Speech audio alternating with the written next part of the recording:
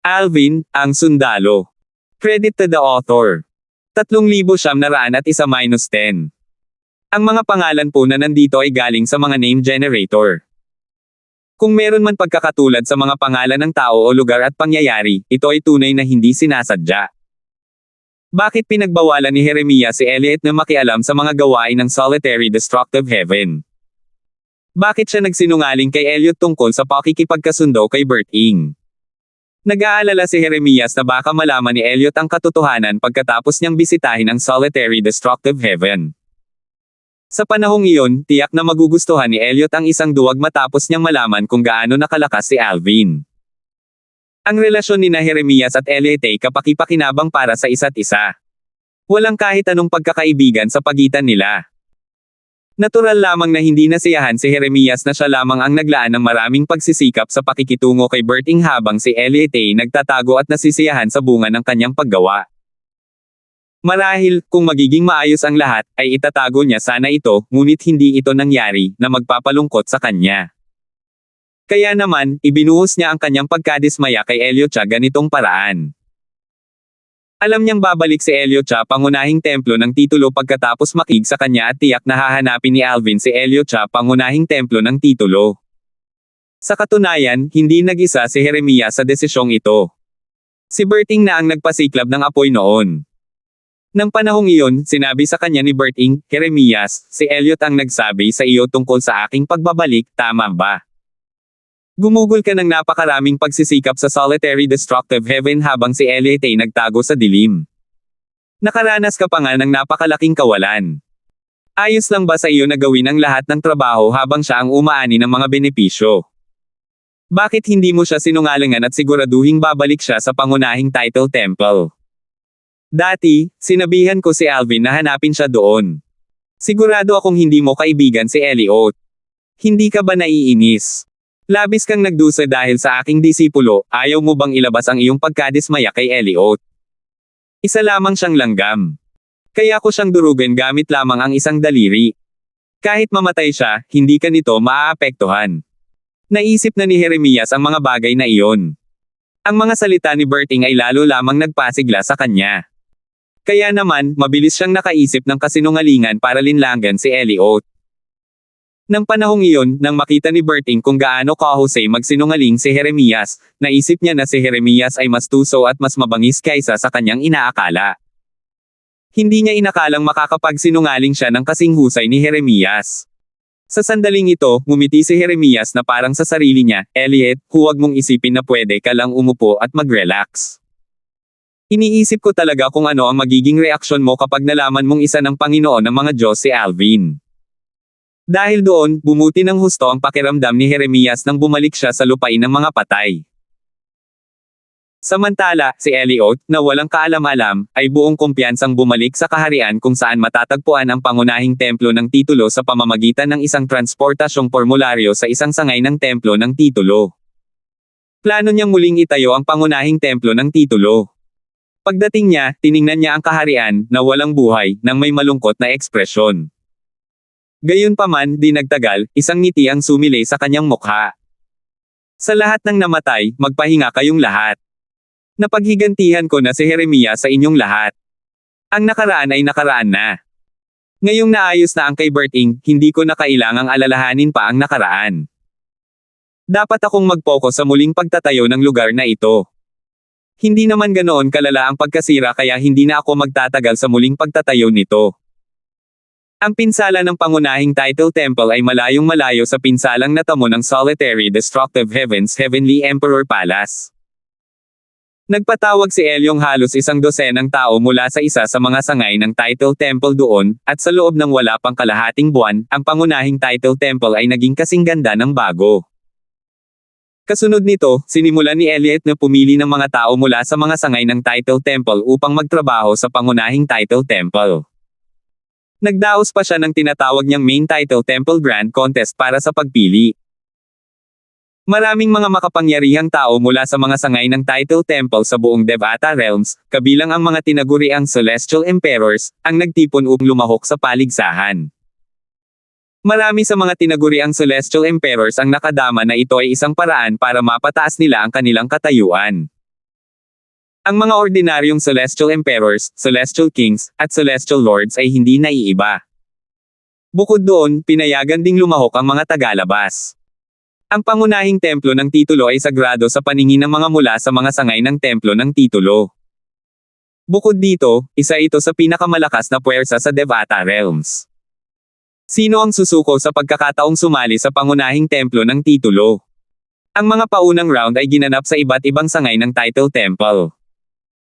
Hindi na kailangang sabihin pa, ang mga may titulong Celestial Emperor ay hindi kailangang lumahok sa paligsahan at maaaring direktang pumunta sa pangunahing Title Temple. Gayunpaman, natural lamang na kailangan nilang ipakita ang kanilang lakas. Susubukin ng pangunahing Title Temple ang kanilang lakas upang matukoy ang kanilang mga posisyon. Sa sandaling ito, nakangiti si Elliot matapos makinig sa ulat ng kanyang nasasakupan. Sabi niya, napakagaling. Mukhang maraming mahuhusay na powerhouse sa mga sangay ng Title Temple. Naiisip na ni Elliot ang pagbabalik ng pangunahing templo ng titulo sa kanyang kaluwalhatian.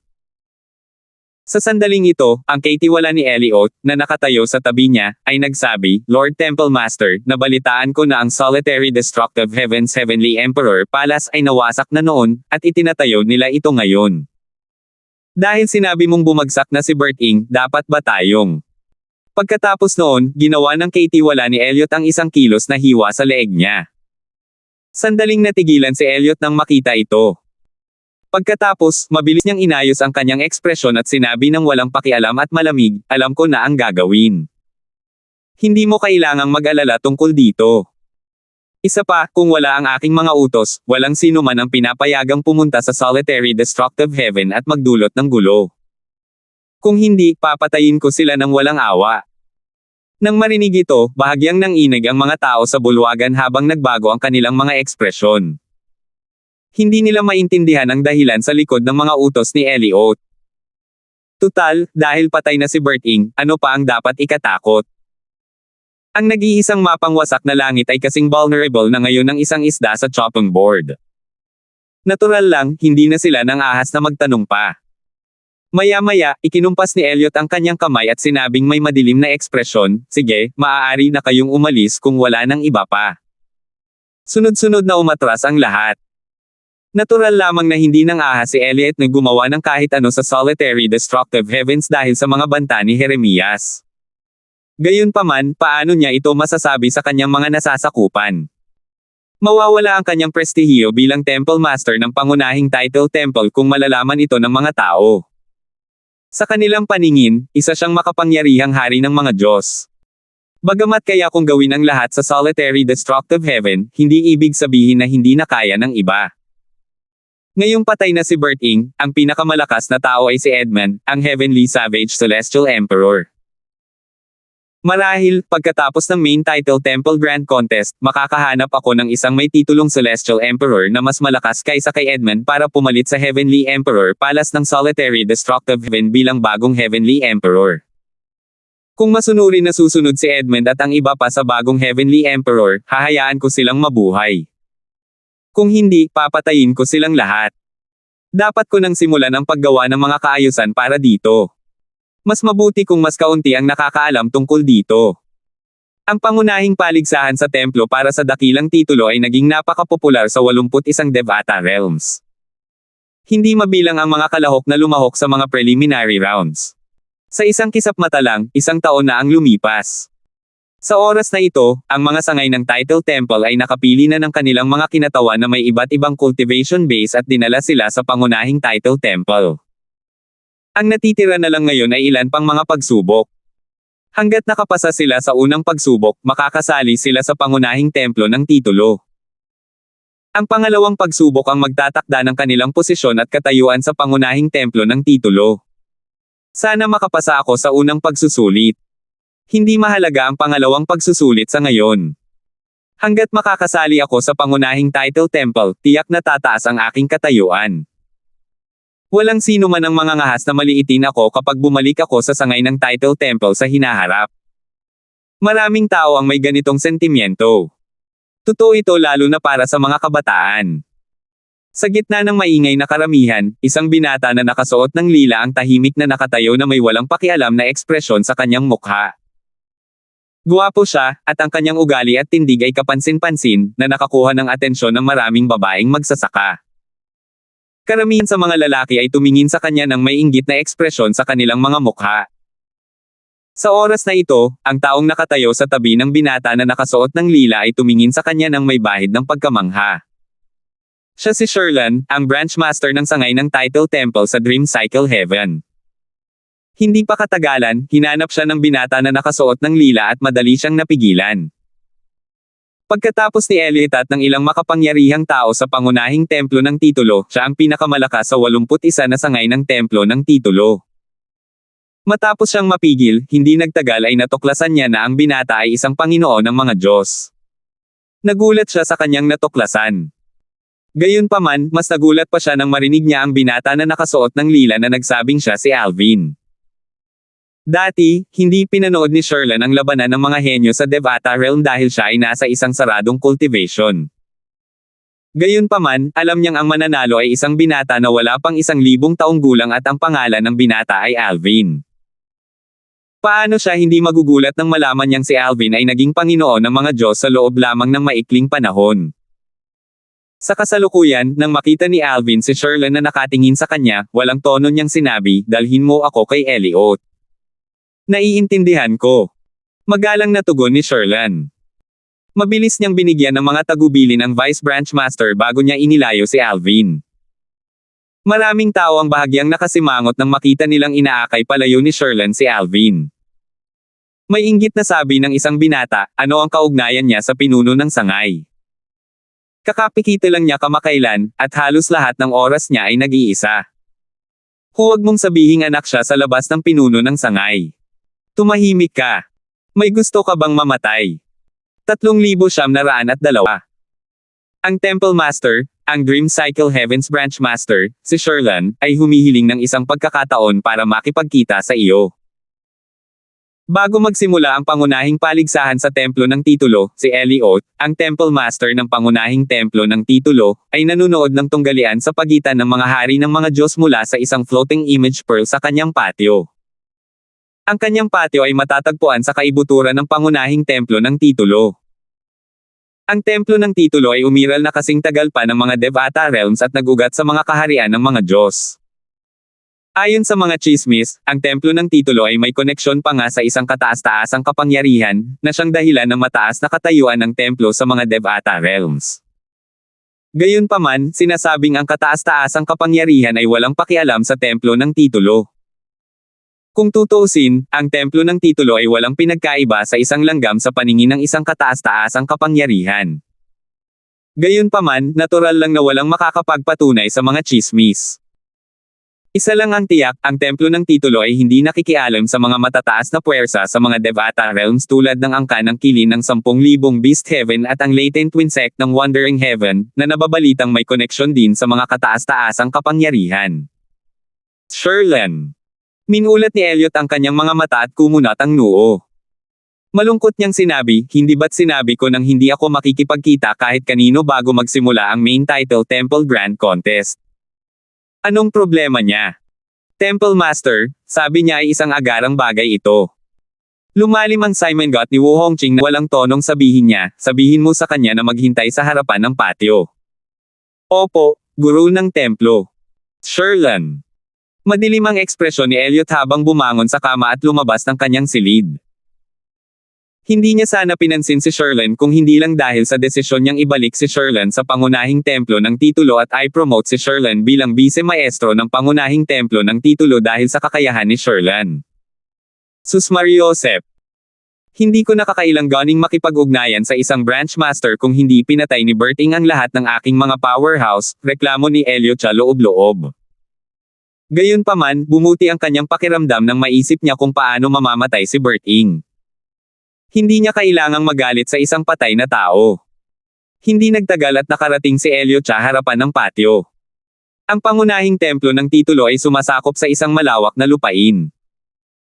Ang harapang patio ay napakalaki na kayang magkasya ang isang gawang taong lawa, artificial na mga bundok, at isang pavilion. Tumingin si Elliot kay Sherlan, na nakatingin sa kanya mula sa pavilion. Nagbago ang ekspresyon ng kanyang mukha nang makita niya ang isang lilang figure na nakatayo ng nakatalikod sa kanya sa loob din ng pavilion. Natagpuan niyang medyo pamilyar ang likod ng lilang figure ngunit hindi niya matindaan kung saan niya ito nakita dati. Bahagyang kumunat ang kanyang noo na may madilim na ekspresyon sa kanyang mukha habang iniisip niya ang sarili, saan ko na ba nakita ang taong iyon dati? Pagbati, Panginoon ng Templo, sigaw ni Sherlan habang pinagsalikop ang kanyang mga kamao. Hindi siya yumoko. Sumulyap si Elliot sa lilang figure bago niya inilipat ang kanyang nagyayelong tingin kay Sherlan at nagtanong, Sherlan, ikaw ba ang nagdala sa kanya rito? Siya. Sabi ni Sherlan habang lumingon siya para tingnan ang lilang figure. Gayunpaman, bago pa man makapagsalita si Sherlan, lumingon ang lilang figure at sinabing may makahulugang ngiti, Temple Master Wu, nagkita tayong muli. Nanlaki ang mga mata ni Elliot nang marinig niya ang boses. Napasigaw siya sa gulat, Alvin. Temple Master Wu, hindi pa naman ganoon katagal mula noong huli tayong nagkita. Bakit ang tagal mo bago mo ako nakilala? Nakangiting tanong ni Alvin. Nang makabawi si Elliot sa kanyang katinoan, tumingin siya kay Sherlan at sinabing may maliwanag na ngiti, Crunch Master Zhuang, mukhang mali ang pagkakasala ko sa iyo. Magaling ang ginawa mong pagbihag kay Alvin. Magaling. Isasaalang-alang ko na gawin kang kahalili ko bago ako umalis patungo sa kaharian ng mga Diyos. Tuwang-tuwa si Elliot. Sa wakas ay nabihag niya si Alvin na nagtataglay ng lahat ng 5 banal na elemento. Samantala, natigilan si Sherlan. Tiningnan niya si Elliot na parang nakatingin sa isang tanga. Temple Master Wu, sabi ni Alvin habang naglalakad pasulong. Ginamit niya ang kanyang banal na enerhiya, dahilan para umikot at umikot ang kawalan. Sa isang kisap mata lamang, napaluhod si Elliot kasabay ng isang malakas na kalabog na nagpabitak sa lupa. Nagpumiglas siya habang nakatingin kay Alvin na parang nakakita ng multo. Ang masayang ekspresyon sa kanyang mukha ay nawala at napalitan ng takot at kawalan ng paniniwala. Sandali niyang naisip kung nananaginip ba siya, ngunit ang sakit sa kanyang mga tuhod at ang matinding presyon ay nagsasabi sa kanya na hindi iyon ang totoo. Di nagtagal ay natuklasan niya na hindi niya talaga mapakilos ang kanyang banal na enerhiya at batas. Para bang tinakpe ng enerhiya ni Alvin ang kanyang enerhiya. Isa akong makapangyarihang hari ng mga Diyos. Kahit na mas malakas pa sa akin si Bert Ing, hindi niya ako kayang supulan ng ganito kat-indi. Katulad ni Jeremias, nahirapan din si Elliot na paniwalaan at tanggapin ito. Maya-maya, isang nakakatakot na bagay ang lumitaw sa kanyang isipan. Siya ba ay isang Panginoon ng mga Diyos? Temple Master Wu, kung talagang nabihag ako ni Branch Master Zhuang, ano ang plano mong gawin sa akin? Tanong ni Alvin na may mapanghamak ng ngiti sa kanyang mukha. Noon, pinilit ni na Elliot at Jeremias si Alvin na mapunta sa isang sulok. Mamamatay na sana siya kung hindi dahil sa tulong ng 5 banal na elemento. Dahil dito, ang kanyang puot kina Jeremias at Elliot ay lubhang nakapanlulumo. Diduan, Alvin, ikaw ay naging Panginoon ng mga Diyos. Tanong ni Elliot. Nahihirapan pa rin siyang paniwalaan. Sa kanilang huling pagkikita, ang binata sa harap niya ay hindi pa nakakamit ng pagka-Diyos, ngunit ngayon, ang binata ay isa ng Panginoon ng mga Diyos. Patuloy na ngumiti si Alvin habang mahinang nagtanong, Temple Master Wu, naramdaman mo ba? Paano ito naging posible? Natigilan si Elliot. Maraming bagay ang tila imposible, ngunit hindi naman. Sabi ni Alvin, Temple Master Wu, sinubukan ninyo ni Jeremias na nakawin ako at muntik na nila akong patayin noon. Sigurado akong hindi ninyo inaasahan na balang araw ay mapapasama kayo sa sitwasyong ito, hindi ba? Malaki ang ipinagbago ng ekspresyon ni Elliot. Parang may naalala siya, mabilis siyang lumingon kay Sherlan. Gayunpaman, nang sandaling itinaas ni Sherlan ang kanyang mga kilay, ikinumpas ni Alvin ang kanyang kamay. Isang nakakatakot na enerhiya ng kaluluwa ang agad na dumaloy patungo kay Elliot. Sa loob lamang ng isang iglap, ang kanyang kaluluwa ay nawasak, at siya ay namatay. Pagkatapos, humarap si Alvin kay Sherlan at nagtanong, nakausap ka ba niya sa pamamagitan ng voice transmission? Opo. Mabilis na sinabi ni Sherlan sa magalang na tono, may gusto siyang sabihin sa akin noong siya ay namatay, aking Panginoon. Matamang tinitigan ni Alvin si Sherlan. Matapos kumpirmahin na hindi ibinunyag ni Elliot kay Sherlyn ang katotohanang taglay niya ang 5 banal na elemento, tiningnan niya ang katawan ni Elliot. Sa isang iglap, nawala ang kanyang katawan kasabay ng pag-angkin niya sa katawan ni Elliot. Panginoong Alvin. Nanlaki ang mga mata ni Sherlyn nang makita niyang nawala ang katawan ni Alvin. Para bang nababasa niya ang iniisip ni Sherlyn, sinabi ni Alvin, "Doppelganger ko lang yan." Doppelganger. Namutla ang mukha ni Sherlyn. Napagtanto niya na si Alvin ay mas malakas pa kaysa sa kanyang inaakala. 3,903. Hindi inaasahan ni Sherlyn na ang taong nasa harap niya ay isang doppelganger mula sa isang batas hanggang sa sinabi ito sa kanya ni Alvin matapos niyang angkinan si Elliot. Dahil doon, mas lalong lumago ang kanyang respeto kay Alvin. Kung tutuusin, ang doppelganger ni Alvin lamang ang madaling makakapatay kay Elliot, na isang hari ng mga Diyos, lalo na ang isang katulad niya. Ihanda mo ang iyong sarili. Kapag nagsimula na ang main title Temple Grand Contest, gagamitin ko ang pagkakakanla ni Elliot para i-promote ka bilang bagong Temple Master, walang pakialam na sabi ni Alvin. Medyo nag-aalala si Sherlyn habang sinasabi, "Panginoon ko, hindi problema para sa akin ang maging Temple Master, pero natatakot ako na baka hindi magustuhan ng iba. Tutal, may ilan pang miyembro na mas malakas kaysa sa akin. Wala sila rito noong dumating ang Heavenly Emperor Berting kanina." Bagamat karamihan sa mga pinuno ng sangay ay walang alam sa katotohanan, si Sherlyn ay isa sa iilang nakakaalam na ang pangunahing templo ng titulo ay winasak na ni Berting. Hindi lamang iyon, alam din niya na pinatay ni Berting ang lahat ng naruroon noong panahong iyon. Dahil sa pagkawala ng tauhan, nagpasya si Elliot na idaos ang pangunahing paligsahan sa templo ng titulo. "Huwag kang mag-alala. Ako na ang bahala dyan," sabi ni Alvin. Gumanda ang pakiramdam ni Zhuang Hengtian nang marinig ang mga salita ni Alvin. Pagkatapos noon, nagpaalam na siya kay Alvin.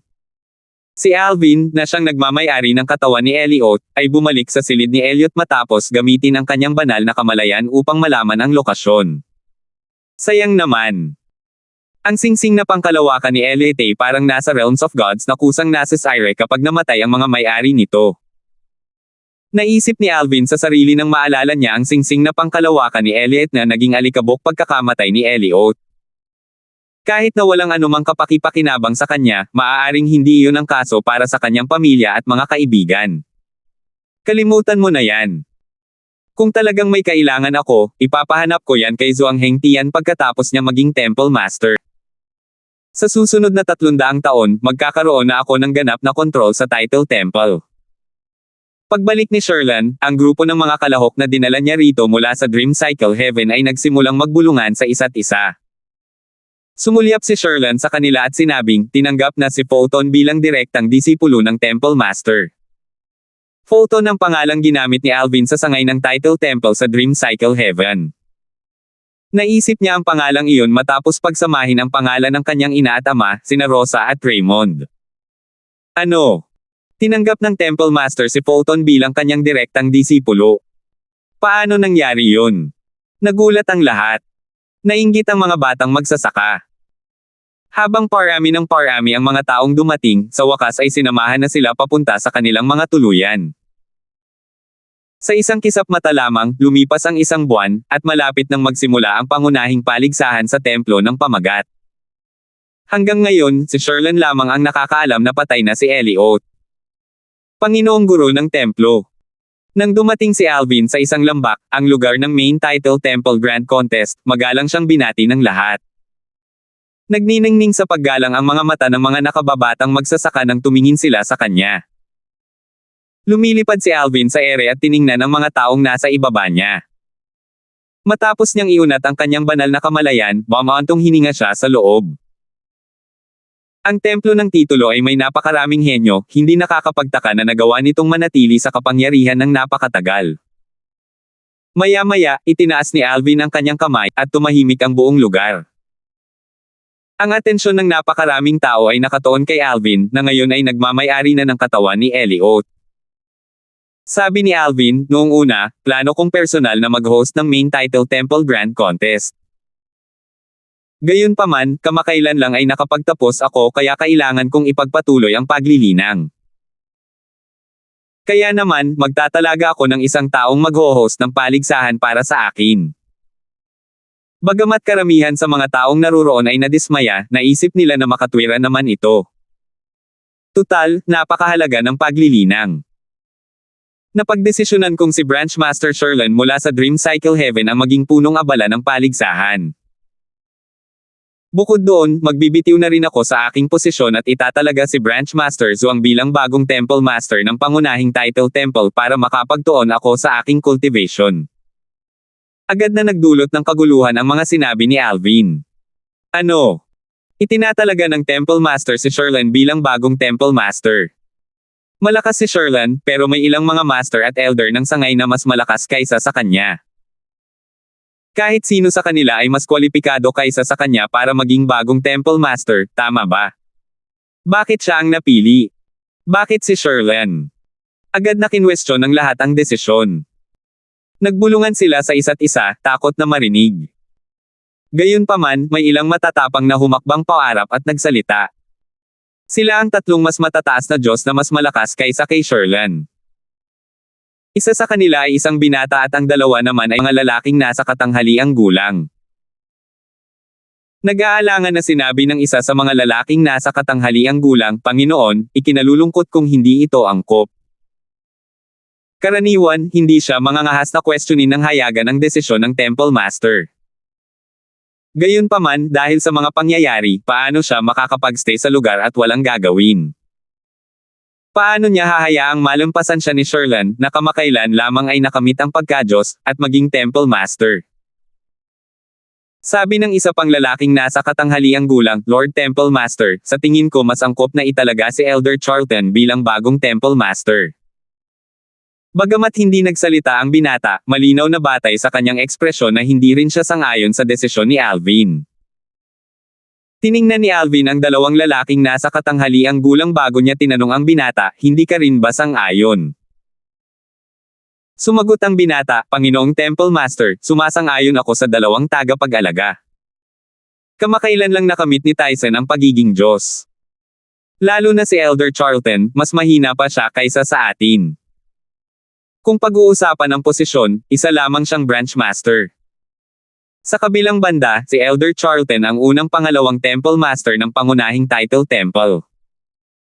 Ang binata ay isa ring Vice Temple Master ng pangunahing Title Temple. Pagkatapos magsalita ng binata, pigil ng lahat ang kanilang hininga habang palaipat-lipat ang kanilang mga tingin kay Alvin at sa tatlong matataas na Diyos. Ang kapaligiran sa oras na ito ay kasing lamig ng yelo. Sa wakas ay sinabi ni Alvin, ako, si Elliot, ay nakapagdesisyon na.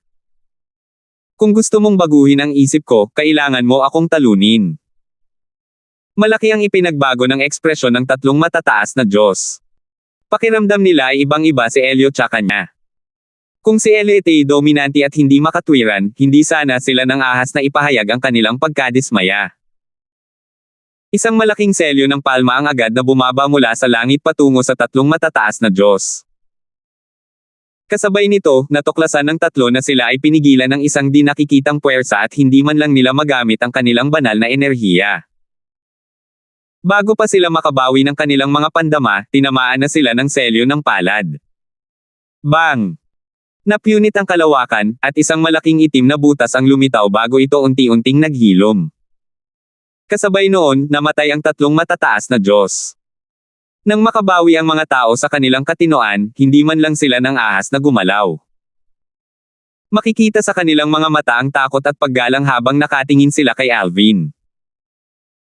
Hindi nila inaasahan na papatayin ng kanilang Temple Master ang tatlong matataas na Diyos ng ganito katindi dahil lang sa hindi sila sang-ayon sa kanya. Nabigla rin sila kung gaano kadali niyang pinatay ang tatlong matataas na Diyos na parang sinasakal niya ang mga manok. Lahat ng mga pinuno ng sangay na nagkaroon ng magandang relasyon kay Elliot noon ay lubos na nakadama na may mali kay Elliot. Sa kanilang palagay, hindi naman ganoon kalupit si Elliot. Sa sandaling ito, isang matanda at malamig na boses ang umalangaw-ngaw mula sa di kalayuan. Guro ng templo. Sa isang kisap mata, isang matandang lalaki ang lumitaw, nakatayo sa tapat ni Alvin at nakatingin kay Alvin na may madilim na ekspresyon sa mukha. Tumingin si Alvin sa matandang lalaki at walang ekspresyong nagtanong, Elder Charlton, hindi ka rin ba sumasang-ayon sa akin? 3,904. Temple Master, hindi mo ba iniisip na sumobra ka na? Matapang na sabi ng matanda habang nakatitig kay Alvin, silang tatlo ay naglingkod sa Title Temple ng maraming taon. Bagamat kinwestiyon nila ang iyong awtoridad, hindi mo sila dapat pinatay. Bukod dito, totoo na hindi naaangkop na magtalaga ng isang branch master bilang bagong Temple Master. Elder Charlton, mukhang hindi ka rin sumasang-ayon sa desisyon ko, walang pakialam na sabi ni Alvin habang nakatingin kay Elder Charlton ng may malamig na tingin. Ngumisi ang matanda. Elliot, gusto mo rin ba akong patayin? Pagkarinig pa lang ng boses ng matanda, isang nakakatakot na enerhiya ang lumabas sa kanyang katawan, dahilan para manginig ang mga tao. Ang mga may mahinang cultivation base ay labis na na-pressure kaya agad na namutla ang kanilang mga mukha. Nakapagtagumpay ba si Elder Charlton at naging hari ng mga Diyos? Nagulat ang lahat ng mga master ng sangay, kasama na si Sherlan. Siya ay naging hari ng mga Diyos.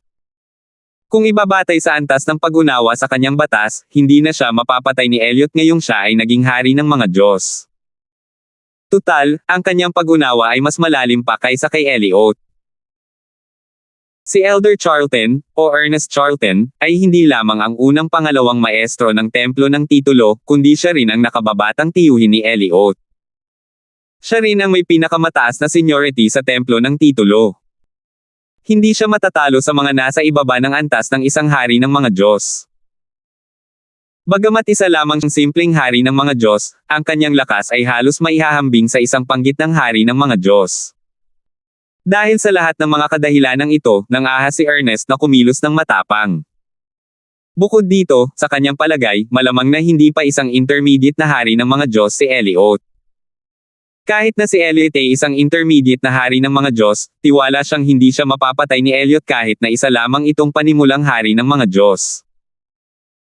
Nag-usap-usap ang mga branch master sa pamamagitan ng voice transmission dahil sa takot na marinig. Ang lakas ni Elder Charlton ay maihahambing sa isang intermediate King of Gods kahit na isa lamang siyang panimulang King of Gods.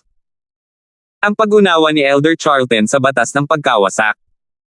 Ang kanyang pag-unawa sa batas ay isa sa pinakamalalim sa Title Temple at Devata Realms. Iniisip ko kung ano ang gagawin ng Panginoon ng templo. Talaga bang lalabanan ng Temple Master si Elder Charlton? Marami sa kanila ang umaasa na aalisin ni Ernest si Elliot sa kanyang posisyon sa sandaling ito. Tutal, ang malupit na ipinakita ni Elliot kanina ay nagpabalisa sa kanila. Ngumiti si Alvin. Elder Charlton, hindi ko inaasahan na ikaw ay naging hari ng mga Diyos. Kaya ito ang dahilan kung bakit ka matapang. Malamig na sinabi ni Ernest, Elliot, sa tingin mo ba talaga ay kaya mo akong patayin? Hindi ko intensyon na maliitin ka, pero sa tingin ko ay hindi mo talaga kaya ang ganoong kagalingan. Biglang nawala ang ngiti ni Alvin nang sabihin niya, si Vice Temple Master Ernest ay napatunayang nagkasala sa pagtatangkang atakihin ang Temple Master. Ang parusa niya ay kamatayan. Kasunod nito, ikinumpas ni Alvin ang kanyang kamay. Nakakatawa. Sigaw ni Ernest nang ang banal na enerhiya na puspos ng batas ng pagkawasak ay biglang lumabas sa kanyang katawan. Nabigla ang mga nakababatang magsasaka sa lakas ni Ernest. Napakalakas ng pressure kaya't ang ilan sa kanila ay nagsimulang dumyugo sa kanilang mga butas. Mabuti na lang at mabilis silang tinulungan ng mga Panginoon ng sangay. Kung hindi, maaaring namatay na ang mga may mas mahihinang base sa paglilinang. Kaya ito ang enerhiya ng isang hari ng mga Diyos. Nakakakilabot. Kahit malapit na akong maging Diyos, hindi ko pa rin matiis ang enerhiya niya. Nakakatakot talaga ang mga hari ng mga Diyos. Ibang klase sila. Bang! Habang magalang na nakatingin kay Ernest ang mga Panginoon ng sangay, isang gintong selyo ng palma ang biglang bumaba mula sa langit at inihagis si Ernest sa lupa. Nang tumilapon ang alikabok, nakita ng lahat ang isang malaking butas sa lupa. Ang Temple Master ba ay naging napakalakas na. Si Vice Temple Master Charlton ay halos kasing lakas ng isang intermediate King of Gods kahit na isa lamang siyang rudimentary King of Gods. Kahit na ganoon, wala pa rin siyang kapantay sa Temple Master. Siguro, nabigla lang si Vice Temple Master Charlton. Patay na ba si Vice Temple Master Charlton? Gulat na tiningnan ng mga tao ang malaking butas. Nanatili ang takot sa kanilang mga puso habang nakikipag-usap sila sa pamamagitan ng voice transmission. Bagamat hindi nila pinagdududahan ang lakas ni Elliot, hindi nila inaasahan na magiging ganito siya kalakas. Nagawa niyang ibaon si Ernest sa isang suntok lamang. Lumabas ka. Huwag kang magpanggap na patay. Pinigilan ko ang lakas ko, sabi ni Alvin. Bang! Isang malakas na ingay ang umalangaw-ngaw sa hangin nang may isang figure na lumabas mula sa butas. Gulat na gulatin ang damit ni Ernest, at puno siya ng lupa. Tiningnan niya si Alvin nang may katatakutan at sinabing, hindi ikaw si Elliot. Nang marinig ang mga salitang ito, tumawa si Alvin. Hindi ako si Elliot. Elder Charlton, ito na ba ang dahilan na naisip mo ngayong napagtanto mong hindi ka para sa akin? Sino ang maniniwala sa ganoong kababaw na dahilan? Malamig na sabi ni Ernest, hindi ganoon kalakas si Elliot. Sino ka? Bakit mo sinapian si Elliot? Tumawa si Alvin. Sa tingin mo ba ay magagamit ng isang tao ang buong lakas niya pagkatapos niyang sakupin ang isang tao? Ang mga pinuno ng sangay, na may sapat na kaalaman sa pag-aari, ay agad na umiling. Dahil doon, nagbago ang kanilang opinyon. Parang ayaw tanggapin ni Elder Charlton ang pagkatalo. Tama iyan. Kanina, halata na napakatapang niya dahil isa na siyang hari ng mga Diyos. Malamang hindi niya inaasahan na mas malakas pa sa kanya ang Temple Master. Narinig ni Ernest ang mga salita mula sa mga Branch Master, at naging hindi maganda ang ekspresyon ng kanyang mukha. Bahagyang takot ang makikita sa kanyang mga mata habang nakatingin kay Alvin at nagtanong gamit ang voice transmission, sino ka? Hindi mo na kailangang malaman pa ito, sabi ni Alvin. Kasunod nito, sa isang kumpas lamang ng kanyang kamay, napatay ni Alvin si Ernest sa harap ng lahat. Hindi niya pinatay si Ernest ng mas maaga dahil alam niyang magkakaroon ito ng mas malaking epekto sa karamihan. Natahimik ang buong lugar. Mayroon bang hindi sumasang-ayon sa akin? Tanong ni Alvin habang inililibot niya ang kanyang tingin sa karamihan. Hindi na kailangang sabihin dahil ang apat na tao ang nagsisilbing halimbawa, walang nang ahas na magsalita kahit na hindi sila nasiyahan. Ang apat na iyon ay mga piling tao sa Title Temple, ngunit napakadali nilang namatay. Napakahusay. Mukhang wala nang ibang tumututol, sabi ni Alvin habang tumatango bilang kasiyahan.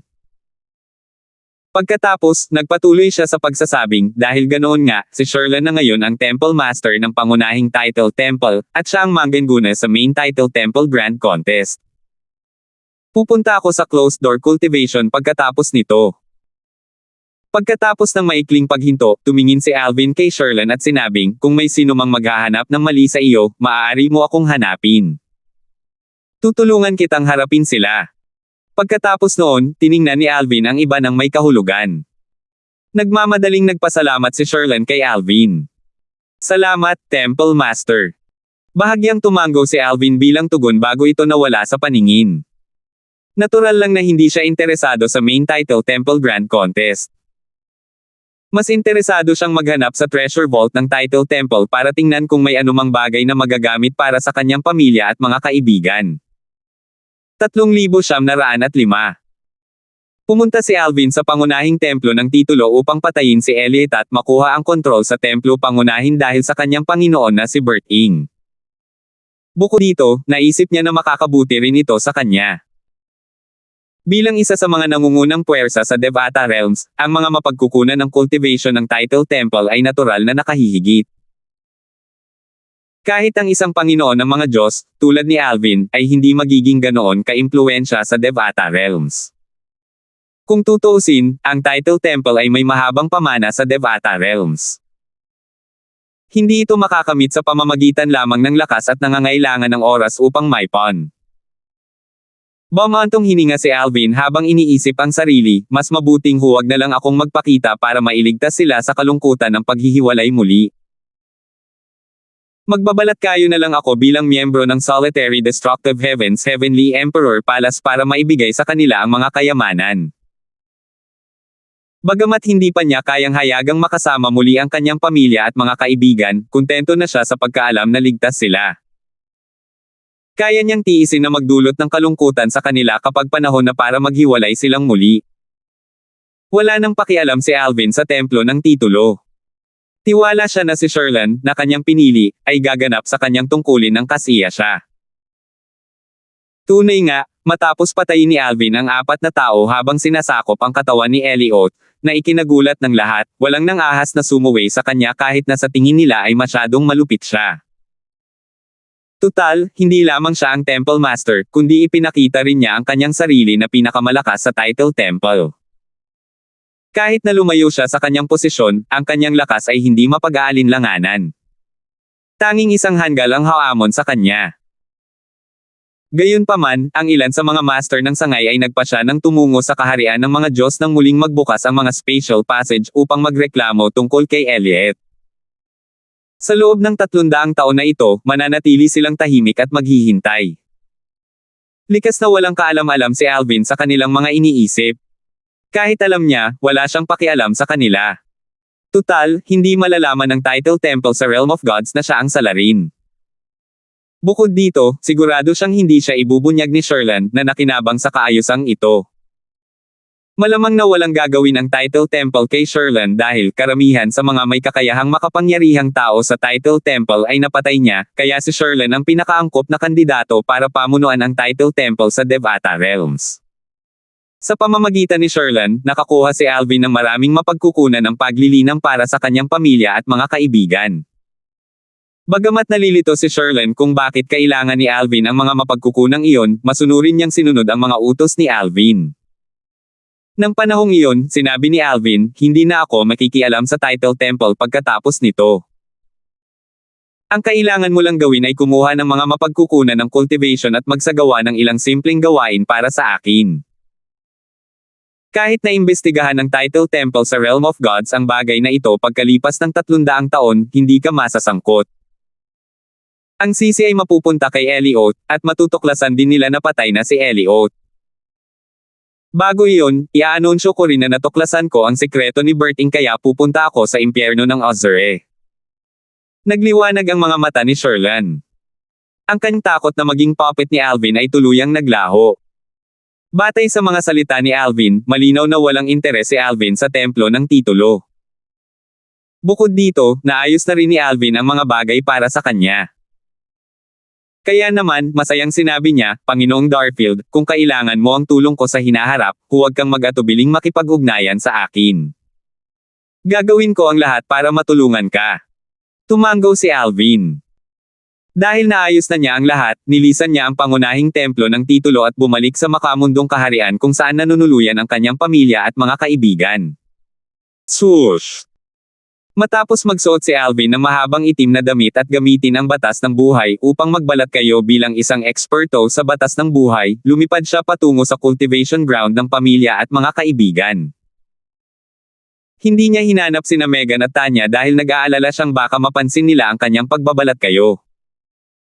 Lumitaw si Alvin sa isang lambak kung saan ang kanyang mga magulang, sina Rosa at Raymond, ay umiinom ng tsaa at naglalaro ng chess bago niya tinanong, pareho ba kayong mga magulang ni Alvin? Hindi naramdaman ni Rosa at Raymond ang presensya ni Alvin kaya nabigla sila nang marinig nila ang boses nito. Bago pa sila makabawi ng katinoan, inilabas ni Alvin ang isang singsing na pangkalawakan at inihagis ito sa mesa. Paus na sabi ni Alvin, bago umalis ang young master, hiniling niya sa akin na ibigay sa iyo ang spatial ring na ito sa araw na ito. Aalis na ako ngayong natapos ko na ang misyon ko. Kasunod nito, nawala si Alvin mula sa lambak nang walang ibang sinabi. Tila mas lalong lumago ang mga halaman sa lambak matapos nilang masipsip ang kanyang enerhiya mula sa batas ng buhay. Nang sa wakas ay bumalik sa dati ang katinoan ni Rosa at Raymond, tiningnan nila ang mga halaman sa kanilang paligid at ang mesa bago sila nagpalitan ng tingin na may gulat na ekspresyon sa kanilang mga mukha. Inangkin ni Raymond ang pagmamayari ng singsing na pangkalawakan bago niya tiningnan ang loob nito. Pagkatapos, bumantong hininga siya, malaki ang pagbuti ng Alvin kaya pakiramdam ko ay wala akong silbi bilang isang ama. Kapatid na Raymond, iba-iba ang landas na tinatahak ng bawat isa.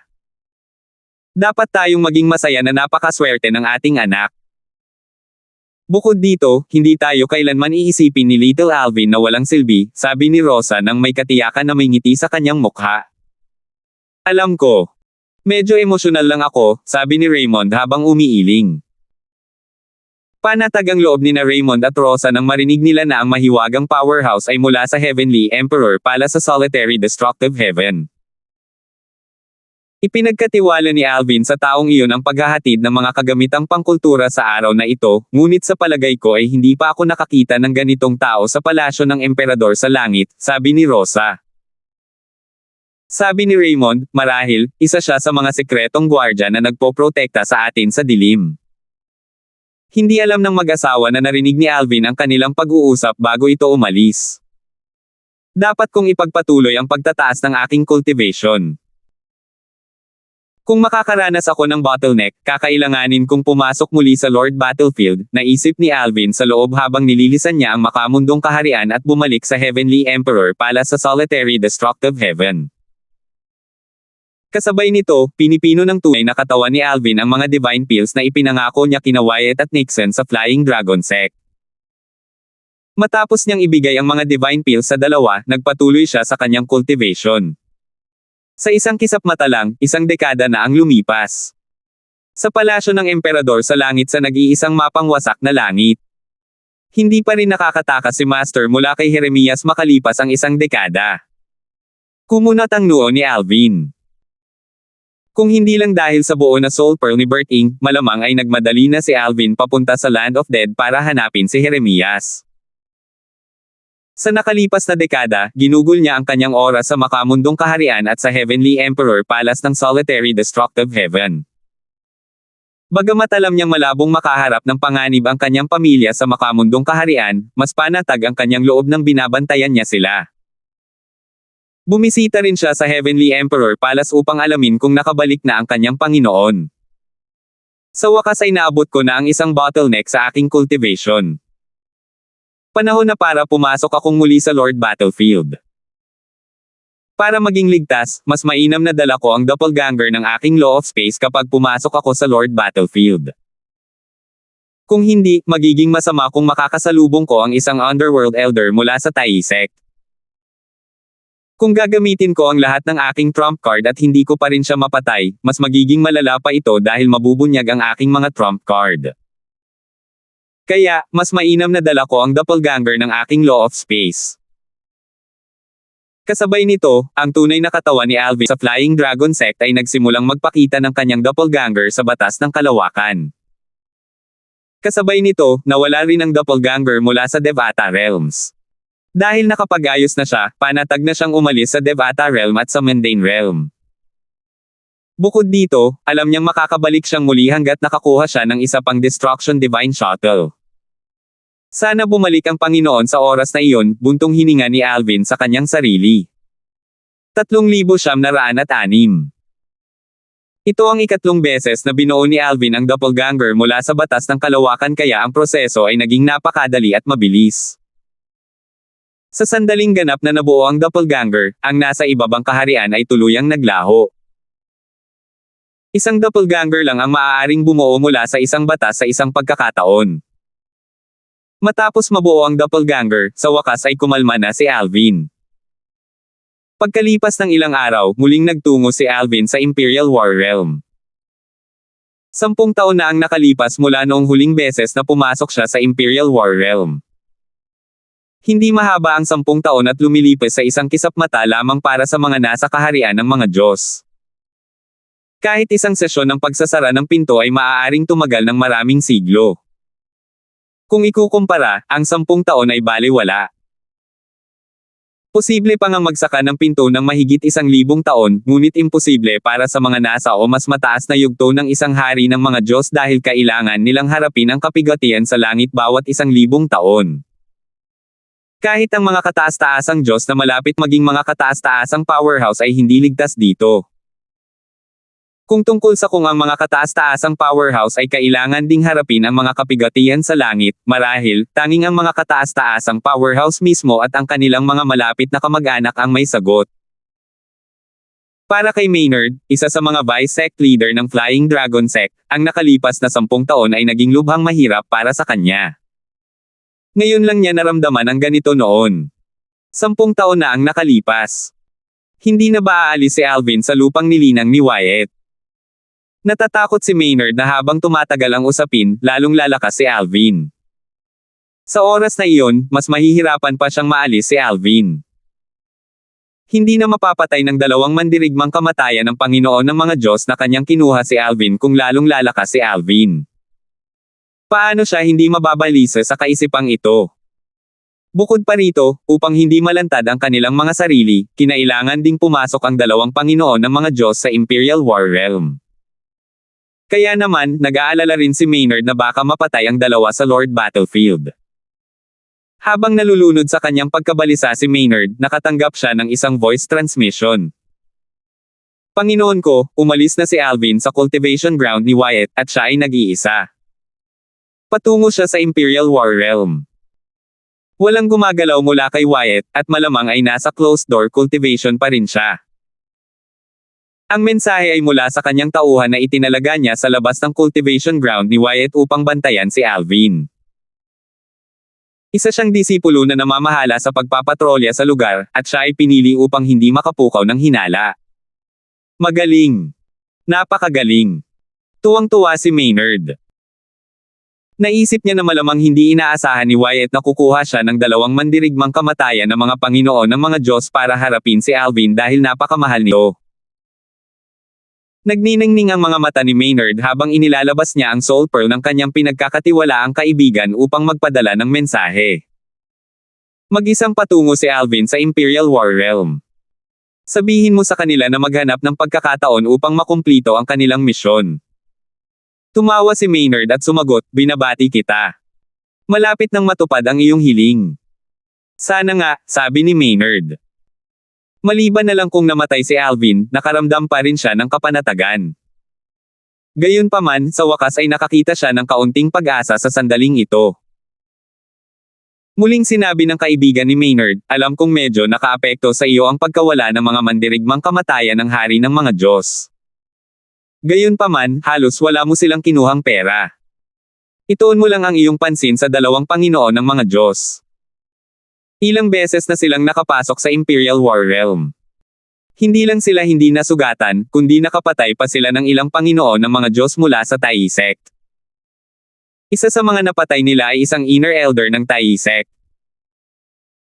Kahit na makasalubong nila ang isang underworld elder, maaaring hindi man lang sila mapigilan ng underworld elder na makatakas. Sabi ni Maynard, alam kong malalakas sila. Gayunpaman, ang tanging inaalala ko lang ay kung magtatagumpay sila sa kanilang misyon. Hanggat natatapos ng 2 ang kanilang misyon, mararamdaman ni Maynard na sulit ang mataas na presyong ibinayad niya. Tutal, umupa siya ng mga Death Warrior hindi ng mga assassin. Ang halaga ng pagkuha ng mga assassin ay malayo-malayo sa pagkuha ng mga Death Warrior. May autonomiya ang mga assassin habang ang mga Death Warrior ay nasa ilalim ng kontrol ng ibang tao. Walang ibang pagpipilian ang mga Death Warrior kundi sundin ang utos ng kanilang amo. Kung mabaygo ang 2, malaki talaga ang matatalo niya. Bukod pa riyan, kung mabaygo ang mga mandirigmang kamatayan, mas malaki pa ang kanyang kakaharapin na panganib. Isa lamang siyang simpleng Panginoon ng mga Diyos. Garantisado ang tagumpay, walang pakundangang sabi ng kaibigan ni Maynard, maliban na lang kung siya ay naging isang pansamantalang Panginoon ng mga Diyos, imposibleng mabuhay siya ng may 2 pansamantalang Panginoon ng mga Diyos na kumikilos. Tama ka, sabi ni Maynard, na mas nakakaramdam ng kapanatagan. Hindi niya inakalang si Alvin ay magiging isang intermediate Lord of God sa loob lamang ng 10 taon. Kahit ang mga halimaw na prodigy na iyon mula sa mga puwersang may pinakamataas na ranggo ay mahihirapan na makalusot sa ganoong kaikling panahon. Mas magiging mahirap lang ang cultivation habang lumalakas ang isang tao, kung tutuusin. Ang pagkultiba bilang isang Panginoon ng mga Diyos ay 10 beses na mas mahirap kumpara sa pagkultiba bilang isang hari ng mga Diyos. Kahit na ang isang tao ay mayroong walang limitasyong mga mapagkukunan, mga banal na tableta, at mga banal na prutas, kakailanganin pa rin niya ng oras upang makalusot. Dahil dito, kahit gaano pa kalakas ang talento ni Alvin, natitiyak ni Maynard na hindi maaaring maging isang intermediate Lord of God si Alvin sa ganoong kaikling panahon. Tunay nga, si Alvin ay hindi pa naging isang intermediate Lord of Gods. Sa kabila ng pag-inom ng maraming divine pills, hindi lamang siya hindi pa naging isang intermediate Lord of Gods, kundi hindi rin gaanong kalaki ang kanyang pag-unlad. Pagkatapos umalis sa cultivation ground ni Wyatt, nagtungo si Alvin sa lambak kung saan matatagpuan ang pasukan sa Imperial War Realm. Hindi niya ipinaalam kina Wyatt at Nixon ang tungkol dito dahil maaaring ipilit ng dalawa na sumama sa kanya. Sa presensya ng dalawa, magiging mahirap para sa kanya na makakuha ng karanasan sa Lord Battlefield. Bihira akong lumaban pagkatapos kong maging Panginoon ng mga Diyos. Ang tanging paraan para mapabuti at maging pamilyar sa aking lakas ay ang lumaban. Mas makakatulong sa akin ang mga laban na buhay o kamatayan, bumantong hininga si Alvin habang iniisip niya ang sarili, kahit ang aking batas ng kalawakan ay hindi umuunlad sa tulong ng Supreme Powerhouse Divinity. Bagamat sabik na lumakas si Alvin, alam niyang wala siyang magagawa sa ngayon. Malulutas lamang niya ang kanyang mga problema habang dumarating ang mga ito. Dapat siyang tulungan ng Lord Battlefield sa pagpapakilos ng kanyang banal na enerhiya. Tungkol naman sa batas ng kalawakan, naisip niya na may posibilidad na bumuti rin ito sa panahon ng mga labanan. Kahit na hindi, malulutas niya ang problema sa ibang pagkakataon. Sa pinakamalala, kailangan niyang maghintay hanggang sa maging isang intermediate Lord of Gods bago muling bumuti ang kanyang batas ng kalawakan. Sa anumang kaso, ang aking pag-unawa sa batas ng kalawakan ay bahagyang nalampasan ang kay Brother Wyatt, Brother Nixon, at ilang Black Dragon Elders. Sapat na siguro ito sa ngayon. Kailangan ni Alvin ng isang malaking tagumpay ngayon. Pinaghihinalaan niya na ang hadlang na kanyang kinaharap noong iniintindi niya ang batas ng kalawakan ay may kinalaman sa kanyang walang tigil na cultivation base. Marami na siyang nabasang tala sa Profound Energy Land tungkol sa kasaysayan at mga tao ng Eastern Ridge Mansion at iba pang mga lugar.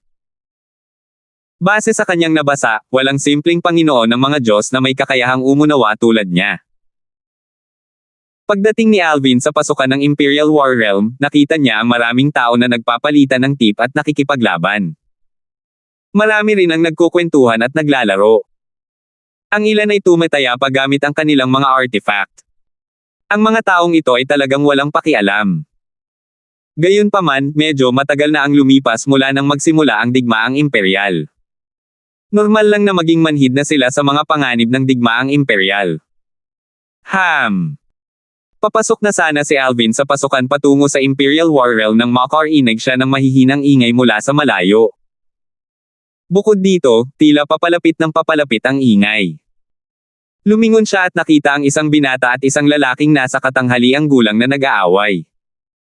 Ang labanan ay nakakuha ng atensyon ng maraming tao dahil sila ang mga intermediate na Panginoon ng mga Diyos na naroon ng mga sandaling iyon. Sush! Sush! Sush! Tila papalapit ng papalapit ang dalawa sa kanya habang nag-aaway sila. Gumagalaw din sila sa ibang direksyon, ngunit sa pangkalahatan, walang duda na papalapit na sila ng papalapit sa kanya. Tumigil si Alvin at pinanood ang kanilang labanan. Tutal, makakabuti sa kanya kung mapapanood niya ang pakikipaglaban ng mga nasa pagitang Panginoon ng mga Diyos. Sila ba? Nang makalapit ang dalawa, sa wakas ay nakita ni Alvin ang kanilang mga mukha. Naalala niya na nakita niya silang pumasok sa Imperial War Realm dati. Bang! Tila hindi nagpipigil ang dalawa habang naglalaban. Isang malakas na pagsabog ang umalangaw-ngaw sa hangin bago sila nagpaputok sa magkabilang direksyon. Ang isa ay lumipad palayo kay Alvin habang ang isa naman ay lumipad patungo kay Alvin at sa ilan pang iba. 3,907. Si Alvin at ang mga nakapaligid sa kanya ay gumalaw upang iwasan ang Panginoon ng mga Diyos.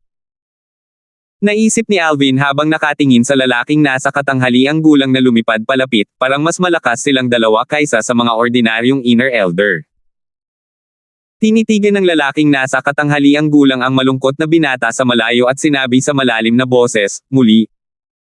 Napakabuti. Gumalaw ang binata, tila isang guhit ng liwanag habang sumusulpot patungo sa lalaking nasa katanghaliang gulang. Nang makalapit siya sa lalaking nasa katanghaliang gulang, ang kanyang nakakatakot na banal na enerhiya na puspos ng batas ay sumabog at lumipad na parang buhawi. Ang mga nakatayo malapit na may mahinang cultivation base ay agad na pinalipad ng malabuhawi na enerhiya. Kahit ang mga may mas malakas na cultivation base ay bahagyang natisod at muntik nang mawala ng paninindigan. Iilan lamang sa mga Panginoon ng mga Diyos tulad ni Alvin ang hindi naapektuhan. Swoosh! Swoosh! Matindi ang banggaan ng binata at ng nasa katanghaliang gulang na lalaki. Dalawang nakakagulat na pagsabog ang umalangaw-ngaw sa ere bago biglang lumingon ang dalawa kay Alvin ng sabay. Ang dalawa, na nakikipaglaban gamit ang kanilang mga kamay lamang bago ito, ay biglang inilabas ang kanilang mga kilalang banal na artifact, na isang sable at isang espada, habang sumusugod sila patungo kay Alvin.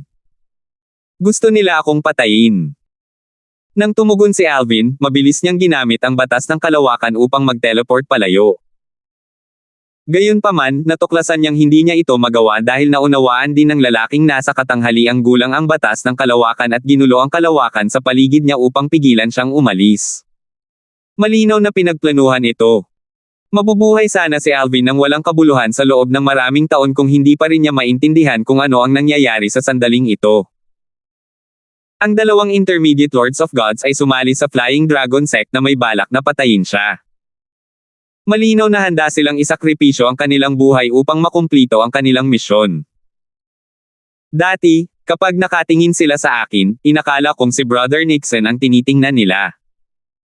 Tutal, ipinakita na ni Brother Nixon sa binata ang lugar na iyon noong kakasali pa lang niya sa sekta. Bukod sa hindi na siya makapag-teleport palayo. Huli na rin para kay Alvin na gamitin ang kanyang divine energy kahit na mayroon siyang 79 na heavenly veins. Natatakot akong matatagalan bago dumating ang mga Black Dragon Elder at ang mga Golden Dragon Elder. Kalimutan mo na yan. Ako na ang bahala sa mga taong ito ng mag-isa. Naisip ni Alvin habang malamig na kumikislap ang kanyang mga mata. Sa nakalipas na dekada, bagamat hindi gaanong buti ang kanyang cultivation, bumuti naman ang kanyang pag-unawa sa batas. Kaya na rin niyang itago ang kanyang mastery daw bilang isang teknik mula sa batas ng kalawakan. Walang sino man sa ibaba ng entablado ng isang Emperor of Gods ang makakaramdam ng anumang mali. Kasabay nito, ang mga tao sa paligid ay umatras sa takot.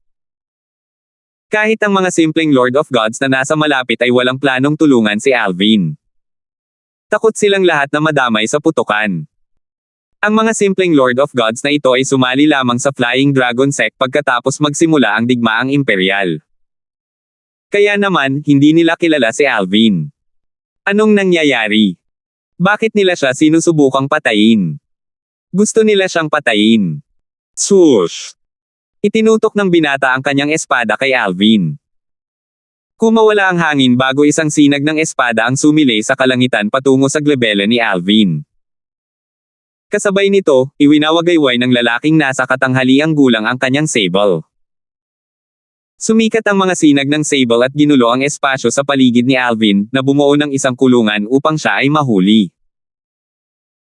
Hindi tulad ng mga simpleng Panginoon ng mga Diyos, ang mga ekspresyon ng hari ng mga Diyos ay lubhang nagbago nang bumalik sila sa kanilang katinoan. Si Alvin yan. Nakita ko na siya sa Peace City dati. Bakit sinusubukang patayin si Alvin ng dalawang namamagitan na Panginoon ng mga Diyos? Mga baliw ba sila?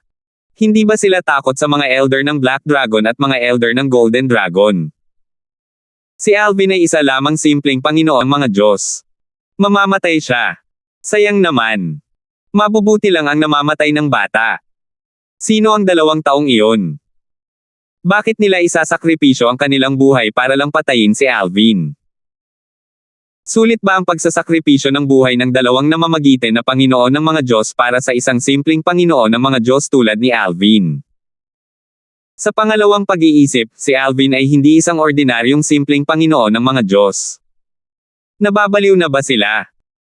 Hindi ba sila natatakot sa mga Black Dragon Elder at Gold Dragon Elder dito?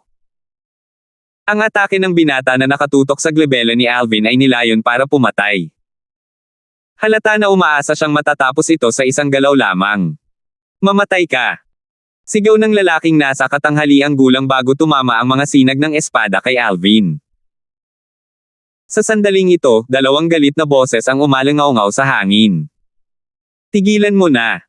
Mayroon ka bang hiling na mamatay? Ang boses ay pagmamayari ng Black Dragon Elder at ng isang Golden Dragon Elder. Dati, hindi nila pinapansin ang dalawang Intermediate Lords of Gods dahil inakala niyang nag-aaway lang sila. Karaniwan na ito nitong mga nakaraang taon. Dati, nakita na nila si Alvin, pero hindi nila ito pinapansin. Sino ang mag-aakala na bigla na lang aatakihin ng dalawa si Alvin kapag umalis sila para magpatrolya sa kabilang lugar?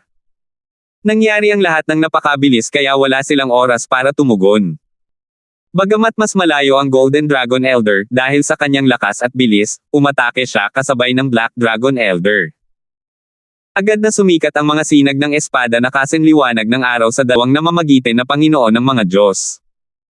Bahagyang nawawala ng pag-asa ang makikita sa mga mata ng dalawang matanda. Pakiramdam nila ay huli na ang kanilang reaksyon at imposibleng iligtas si Alvin. Bago pa man umabot ang kanilang mga pag-atake, nagkaroon na ng sapat na oras ang dalawang namamagitan na Panginoon ng mga Diyos upang patayin si Alvin. Swoosh! Sa oras na ito, ang banal na enerhiya ni Alvin na puspos ng batas ng kalawakan ay biglang lumabas. Kasabay nito, isang pangdepensang katamtamang banal na artifact sa anyo ng baluti ang lumitaw sa kanya habang isang kitang-kitang banal na espada ang lumitaw sa kanyang kamay. Sa kritikal na sandali, ginamit ni Alvin ang Mastery Daw. Ang espasyo sa paligid niya ay bahagyang umalog ng bahagya kaya't kahit ang Golden Dragon Elder ay hindi ito napansin, lalo na ang mga Black Dragon Elder o ang dalawang Intermediate Lords of Gods. Mamatay! Sabay na sigaw ng nasa katanghaliang gulang na lalaki at binata. Blanko ang kanilang mga mata, at walang ekspresyon ang kanilang mga mukha. Malinaw na wala silang pakialam sa kanilang buhay. Hindi nila pinansin ang mga pag-ataking paparating sa kanila at iisa lang ang kanilang pinagtuunan ng pansin, ang pagpatay kay Alvin. Swoosh! Swoosh! Swoosh! Isang malakas na pagsabog ang umalingaw sa hangin, na ikinagulat ng lahat. Si Alvin, ang pinakamatalinong prodigy sa Flying Dragon Sect, ay mamamatay ngayon. Sayang naman. Si Alvin ay itinuturing na isang nangungunang prodigy sa Eastern Ridge Mansion, kung tutuusin. Isinakripisyo ng dalawang lalaking iyon ang kanilang buhay para lang patayin si Alvin. Tiyak na may matinding galit sila sa kanya. Hindi inakala ng Golden Dragon Elder at Black Dragon Elder na makakaligtas din si Alvin. Ang Golden Dragon Elder, isang mukhang bata at matandang lalaki na nakasuot ng damit Daoist, ay lumulutang sa kalangitan at bumantong hininga. Binata, kaya ko lang silang patayin para ipaghiganti kapag katapos mong mamatay. Bumantong hininga rin ang Black Dragon Elder, na lumitaw sa likod ng Golden Dragon Elder. 3,908. Bumantong hininga ang Gold Dragon Elder at Black Dragon Elder, iniisip na mamamatay na si Alvin, nang isang nakakagulat na eksena ang lumitaw sa kanilang harapan. Agad na natigilan ang kanilang mga ekspresyon. Swoosh! Swoosh! Swoosh! Natuklasan ng dalawang matanda na bago tumama ang kanilang mga pag-atake sa dalawang Intermediate Lords of Gods, ang kanilang mga pag-atake ay nadurudge ng bagyong nagngangalit sa paligid ni Alvin. Ito ay isang harang na nagpoprotekta kay Alvin. Nakakatakot na depensa.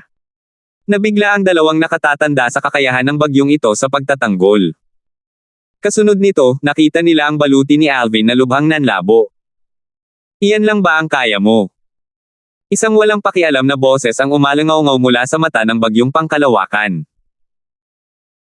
Kasunod nito, dalawang sinag ng espada na puspos ng batas ng kalawakan ang sumulpat mula sa kitang-kitang banal na espada ni Alvin patungo sa dalawang namamagitan na Panginoon ng mga Diyos.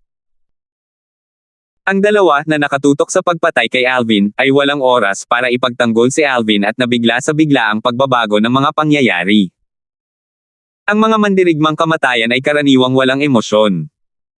Ang tanging layunin nila ay tapusin ang misyong ibinigay sa kanila ng kanilang mga Panginoon. Gayunpaman, sa sandaling ito, ang dalawang mandirigmang kamatayan ay nabigla. Paano magagawang durugin ng isang simpleng Panginoon ng mga Diyos ang kanilang mga pag-atake na inilunsad gamit ang mga kilalang banal na artifact? Bukod dito, hindi nila pinipigilan ang kanilang lakas at umatake ng buong lakas. Matagal nang sumali ang dalawa sa Flying Dragon Sect at nagkaroon na sila ng kaunting pag-unawa sa sekta. Alam nilang ang kanilang lakas ay nalampasan ang karamihan sa mga Inner Elder ng Flying Dragon Sect.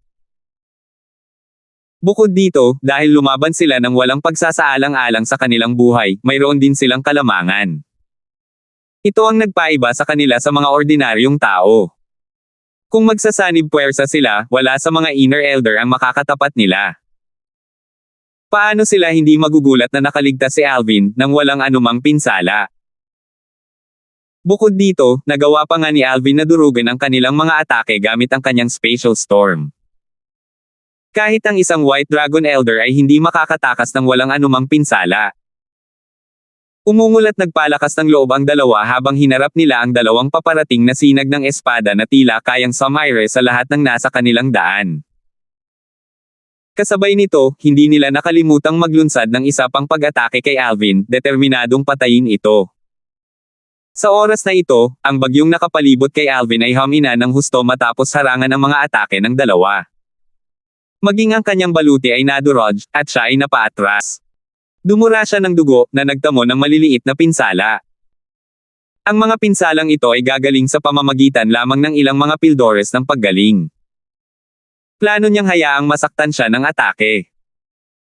Tutal, kahit natiwala siyang hindi makikita ng Golden Dragon Elder ang kanyang mastery daw, mas makabubuting manatiling ligtas. Swoosh! Swoosh! Swoosh! Napaatras si Alvin, nahihirapang makabangon matapos siyang paliparin. Namumutla rin ang kanyang mukha. Samantala, tinamaan ng mga sinag ng espada ni Alvin ang dalawang nasa pagitang Panginoon ng mga Diyos. Nang pumasok sila sa katawan ng dalawa, dumami ang mga ito bago winasak ang kanilang mga puso at mga heavenly veins.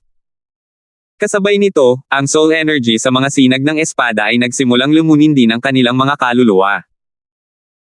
Nang malapit nang bumagsak ang mga katawan ng dalawa dahil sa mga pag-atake sa kanilang mga kaluluwa, sa wakas ay tinamaan sila ng mga atake ng Golden Dragon Elder at ng Black Dragon Elder. Swoosh! Swoosh! Dalawang malalakas na pagsabog ang umalangaw-ngaw kasabay ng pagsabog ng dalawang nasa pagitang Panginoon ng mga Diyos at naging isang ambon ng dugo na mabilis na sumangga dahil sa mataas na temperatura. Maya-maya lang, bumalik na naman ang katahimikan. Huminga ng malalim si Alvin, determinadong ipagpatuloy ang kanyang ginagawa. Bagamat mukhang galit na galit siya, gulat na tiningnan siya ng iba. Si Alvin ay naging isang simpleng Panginoon ng mga Diyos mga isang dekada na ang nakalilipas, ngunit hindi lamang niya nagawang ipagtanggol ang sarili laban sa biglaang pag-atake ng dalawang intermediate na Panginoon ng mga Diyos, kundi nagawa pa niya silang patayin. Wala sa kanila ang nagbigay pansin sa Golden Dragon Elder at sa Black Dragon Elder sa sandaling ito. Sa katunayan, sa kanilang palagay, ang mga pag-atake ng dalawang matanda ay nagsilbi lamang upang mag-udyok sa dalawang intermediate na Panginoon ng mga Diyos na umatake ng mas malakas. Masyadong malakas si Alvin. Isa ba talaga siyang simpleng Panginoon ng mga Diyos? Walang duda tungkol dyan. Ang kanyang banal na enerhiya ay kapareho ng sa atin. Paano naging ganito kalakas ang isang simpleng Panginoon ng mga Diyos? Base sa sitwasyon kanina, kahit ang mga White Dragon Elder ay hindi makakatakas dito ng madali. Tiyak na mamamatay ang mga Inner Elder kung sila ang nasa kalagayan ni Alvin kanina. Napagtanto ng mga hari ng mga Diyos kung gaano kakilakilabot ang lakas ni Alvin matapos nilang marinig ang mga salita ng iba pang mga simpleng Panginoon ng mga Diyos. Swoosh! Swoosh! Ang Golden Dragon Elder at ang Black Dragon Elder ay lumitaw sa harap ni Alvin. Madaling nakilala sila ni Alvin sa pamamagitan ng mga simbolo ng pagkakakilanlan na nakasabit sa kanilang mga baywang. Mabilis siyang uminom ng ilang pildores para sa paggaling bago siyang ngumiti ng mahina at sinabing, "Pagbati, mga elder."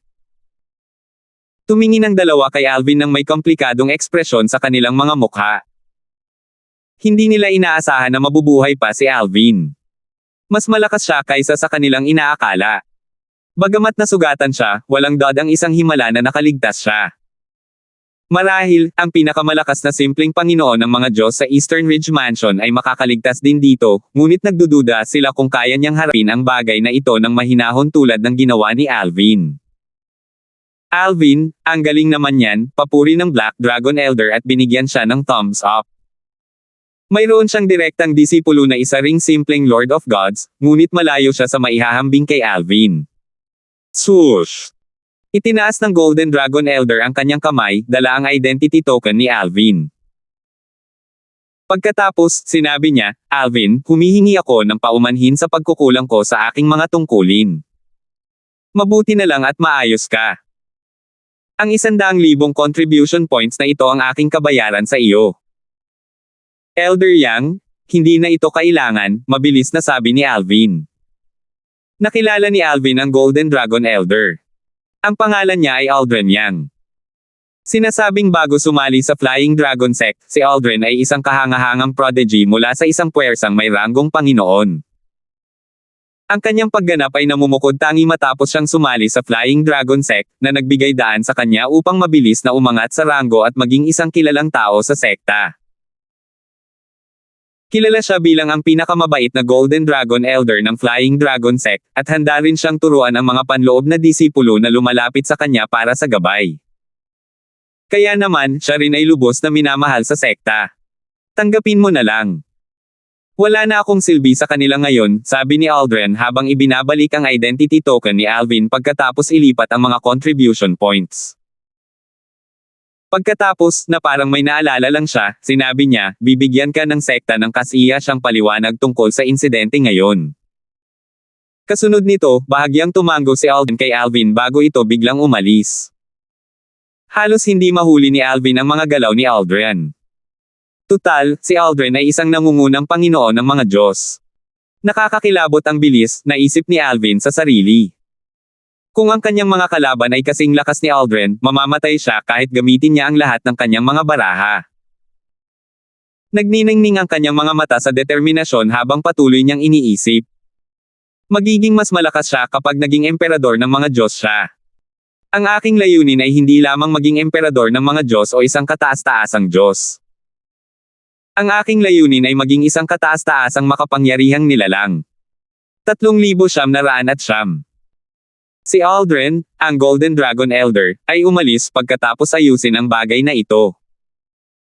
Dahil binigyan ni Aldrin si Alvin ng 100,000 contribution points bilang kabayaran, binayaran din ng Black Dragon Elder si Alvin ng 50,000 contribution points.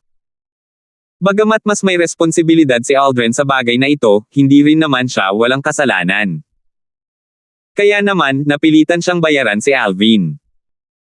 Bukod dito, alam niyang pinahahalagahan din ng sect leader ng Flying Dragon Sect si Alvin. Mas pinahahalagahan ng sect leader si Alvin kaysa sa mga Green Dragon Disciples. Sino ang nakakaalam kung ano ang iisipin ng sect leader kung hindi niya babayaran si Alvin? Bukod dito, maaari rin siyang mag-iwan ng magandang impresyon kay Alvin sa pamamagitan ng pagbabayad dito. Sa madaling salita, makukuha niya ang lahat at wala siyang mawawala sa pamamagitan ng pagbabayad kay Alvin. Alvin, ako si Max Wang. Kung kailangan mo ng tulong sa hinaharap, huwag kang mag-atubiling hanapin ako, sabi ng Black Dragon Elder nang may malawak na ngiti habang inaabot niya kay Alvin ang kanyang Soul Pearl pagkatapos ilipat ang mga contribution points kay Alvin. Bagamat sigurado si Alvin na hindi na niya kakailanganing humingi ng tulong kay Max, tinanggap pa rin niya ang kabaitan ni Max. Pagkaalis ni Max, parami ng parami ang mga taong dumating matapos marinig ang nangyari. Dumating din sina Nixon at ang kanyang asawang si Sally. Pareho silang nag-aalalang tumingin kay Alvin. Little Alvin, ayos ka lang ba? Ayos lang ako, nakangiting sagot ni Alvin. Kumunot ang noo ni Sally, at nanlamig ang boses niya nang sabihin niya, bakit ka nandito mag-isa? Plano mo bang pumasok sa Imperial War Realm ng mag-isa? Nasaan si Wyatt? Kapansin-pansing mas malamig ang boses ni Sally nang banggitin niya si Wyatt. Sa sandaling bumagsak ang boses ni Sally. Hipag. Si Wyatt, nakara-rating lang, ay ngumiti ng mapait nang marinig ang mga salita ni Sally. Pagkatapos, tumingin siya kay Alvin at humingi ng paumanhin, Little Alvin, pasensya na sa nangyari. Sa katunayan, hindi alam ni Wyatt na umalis na si Alvin sa kanyang cultivation ground. Gayunpaman, hindi siya mag-aalala kahit na alam niya. Sa kanyang palagay, kung si Tyson Kane ang halimbawa, hindi niya inakalang may maglalakas loob na umatake kay Alvin sa Flying Dragon Sect. Bukod dito, sapat na ang lakas ni Alvin para manatili sa kanyang pwesto ng matagal laban sa isang White Dragon Elder hanggang sa dumating ang karagdagang puwersa. Sa pagsasabi nito, naramdaman niyang imposible para sa sinuman sa mga White Dragon Elder, kabilang ang dalawa mula sa 10,000 Devils faction, na baliwalain ang kanilang buhay at patayin si Alvin sa sekta. Kapatid na Wyatt, hindi mo kasalanan. Umalis ako nang hindi nagsasabi sa iyo, may kumpiyansang sabi ni Alvin nang nakangiti, bukod pa rito, ayos lang ako. Kung tutuusin, kung hindi kikilos ang isang mas mataas na Panginoon ng mga Diyos, imposibleng mapatay ako ng iba. Punong-puno ng papuri si Wyatt, nabalitaan ko ang nangyari. Hindi mo lang sila matagumpay na naipagtanggol, kundi napatay mo pa sila. Nabalitaan kong mas malakas sila kaysa sa karamihan ng ating mga inner elders. Nabigla si Wyatt nang marinig niya ang balita habang naglalakbay siya rito. Noong nasa Imperial War Realm sila, alam niyang ang lakas ni Alvin ay maihahambing sa lakas ng isang inner elder ng Flying Dragon sect nang patayin ni Alvin ang inner elder mula sa Tai sect sa Lord Battlefield. Gayunpaman, ang pagtatanggol at pagpatay sa dalawang intermediate Lords of Gods ng sabay ay isang mahirap na gawain. Kung siya ang nasa sitwasyon ni Alvin, hindi siya sigurado kung makakatakas siya ng walang anumang pinsala. Nasugatan lamang si Alvin mula sa pangalawang atake ng dalawa.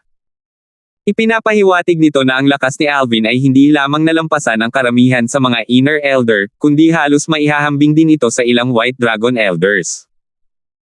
Sinabi ni Nixon, Little Alvin, hindi ko inaasahan na magiging ganito kalakas ang iyong lakas ng ganito kabilis. Kapag naging intermediate Lord of Gods ka na, sa palagay ko ay hindi ka namin kayang tapatan. Tiwala si Nixon na matatalo niya si Alvin kahit na si Alvin ay isang simpleng Panginoon ng mga Diyos, ngunit kapag si Alvin ay naging isang intermediate na Panginoon ng mga Diyos, maituturing na itong mabuti basta't hindi siya matatalo ng labis. Ang batas mo ng kalawakan ay bumuti rin ng husto pagkatapos ng isang dekada, buntong hininga ni Nixon. Hindi naman masama, nakangiting sabi ni Alvin. Habang patuloy na nag-uusap sina Alvin, Wyatt, Nixon, at Sally, ang mga tao sa paligid nila ay nagsimulang dumami rin. Maging sina Darren Drake at Karen ay pumunta upang tumingin. Dahil si Norvin ay nasa Imperial War Realm pa rin, natural lamang na wala siya. Alvin, ayos ka lang ba? Tanong ni Darren Drake. Nakita ni Alvin ang bakas ng pag-aalala sa mga mata ni Karen, bumantong hininga siya sa loob. Malinaw na may gusto pa rin sa kanya si Karen. Sa pagkadismaya ni Karen, nagkunwari siyang hindi niya napansin ang nararamdaman nito. Humarap siya kay Darren Drake at sumagot ng nakangiti, ayos lang ako. Bakit ka nandito? Akala ko nasa Imperial Realm ka. Papasok ako pagkalipas ng ilang panahon, sabi ni Darren Drake. Pagkatapos, humarap siya upang batiin si Wyatt at ang iba pa. Alam ni na Wyatt at ng iba pa na mabuting kaibigan ni Alvin si Darren Drake kaya naman naging pala kaibigan sila rito at hindi nila ito itinuring na isang ordinaryong panloob na disipulo. Samantala, nagbulungan ang mga tao habang nakatingin kay Alvin at sa iba pa. Hindi ko inaasahan na ganito kalakas si Alvin. Hindi ko akalain na buong top na sinabi ng mga taga-Tai sect na hindi kayang tapatan ni Alvin si Hugh Riley. Isang biro. Mga simpleng Lord of Gods lang mula sa ating sekta ang napatay ni Hugh Riley, pero ipinakita ni Alvin na kaya niyang patayin ang mga intermediate Lord of Gods. Nabalitaan ko na ang labanan kanina ay naitala sa isang floating image pearl. Hindi magtatagal at mapapanood na natin ito. Ang galing naman. Naisip ko lang na sayang at hindi ko nasaksihan ang laban kanina. Gagamitin ko ang contribution points ko para ipalit sa recording. Sino ang mag-aakala na ang isang simpleng Panginoon ng mga Diyos na wala pang 3,000 taong gulang ay magiging ganito kalakas?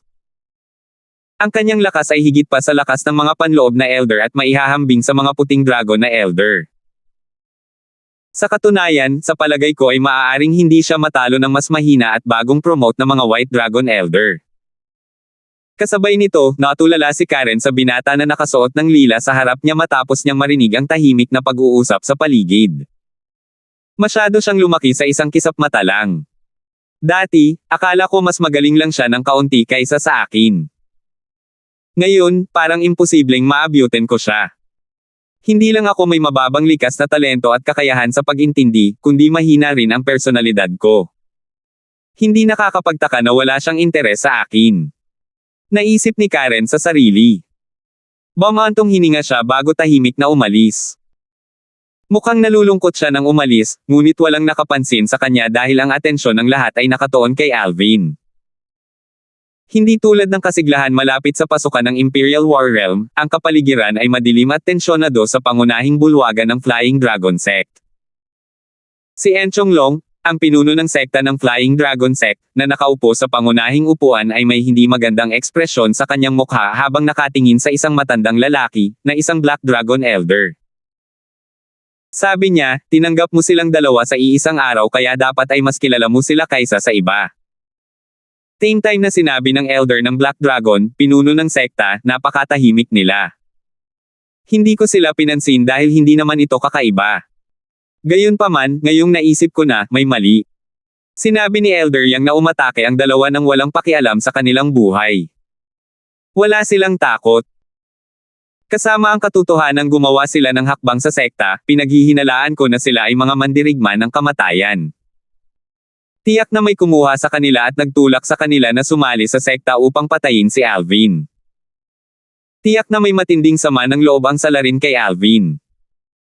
Kahit si Elder Yang ay naghihinala na sila ay mga mandirigma ng kamatayan. Tama ang sinabi ng Black Dragon Elder. Sa sandaling ito, isa pang elder ng Black Dragon ang humakbang paarap at nagsabi, pinuno ng sekta, ang dalawa ay hindi agad pumunta sa Imperial War Realm pagkatapos sumali sa sekta. Sa katunayan, tila medyo nag-aalangan silang pumasok sa Lord Battlefield. Napilitan silang pumasok sa huli ng malapit nang matapos ang itinakdang oras. Sumasalungat ito sa sinabi ng isa sa kanila kay Elder Nixon. Nang ipakita ni Elder Nixon ang isa sa kanila, sinabi niya na mayroon siyang matinding sama ng loob laban sa Tai Sect at nais niyang patayin ang mga tao mula sa Tai Sect. Kung ganoon nga, hindi na sana siya naghintay hanggang sa huling minuto para pumasok sa Lord Battlefield. Ang lahat ng ito ay lalong nagpapatunay na sila ay mga mandirigmang kamatayan. 3,910. Ang Flying Dragon Sect, isang marangal na puwersang may ranggong emperador, ay napasok ng mga Death Soldier. Isa itong insulto sa sekta. Ang ekspresyon ni Enchong Long, ang pinuno ng sect ng Flying Dragon Sect, ay naging hindi magandang tingnan nang marinig niya ang mga salita ng Black Dragon Elder. Hayagan na hinahamon ng salarin ang dignidad ng Flying Dragon Sect. Si Aldrin, ang Golden Dragon Elder, ay humakbang paarap at nagsabi, sigurado akong sila ay mga mandirigma ng kamatayan. Minamasdan ko sila ng ilang panahon. Sila ay seryoso at mapag-isa. Halos hindi sila sumasagot kapag kinakausap. Hindi sila nanginginig kahit kaunti kapag nahaharap sa kamatayan. Para bang hindi nila alam ang takot. Napakamahal ng pagkuha ng isang Death Warrior na isang Intermediate Lord of Gods. Sabi ng isa sa mga Black Dragon Elders. Sino nga ba talaga si Alvin? Bakit may gumagastos ng ganito kalaki para umupa ng mga Death Warrior para lang patayin siya? May paghihinalang sabi ng isa pang Black Dragon Elder. Tama iyan. Bukod pa riyan, hindi sila mga ordinaryong mandirigma ng kamatayan. Kahit ang isang ordinaryong advanced na Lord of Gods ay maaaring walang sapat na kakayahan para umupa ng dalawang Intermediate Lord of Gods na mga mandirigma ng kamatayan, sabi ng unang Black Dragon Elder. Tumigil siya bago sinabi ng ngiti na parang pilyo, sa totoo lang, kahit gamitin ko ang lahat ng ipon ko, isa lang Intermediate Lord of Gods ang mauupahan ko. Maaari kayang ang salarin ay isang emperador ng mga Diyos. Malakas na haka-haka ng isang tao. Imposible, sabi ni Enchong Long, bakit kailangang umupa ng mga mandirigmang kamatayan ang isang emperador ng mga Diyos para patayin si Alvin? Maaari lang siyang pumasok sa ating sekta para patayin si Alvin.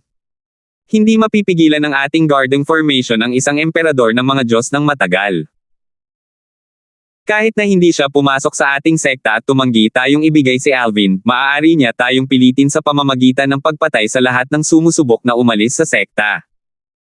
Karamihan sa mga matatanda ay sumang-ayon sa mga salita ni Enchong Long. Kung ang salarin ay hindi isang emperador ng mga Diyos, malamang na isa siyang advanced na Panginoon ng mga Diyos. Marahil, ang salarin ay hindi lamang isang tao. Maaari itong maging isang puwersang may ranggong Panginoon. Dapat muna nating imbestigahan ang mga may sama ng loob kay Alvin. Kailangan nating seryosong imbestigahan ang bagay na ito.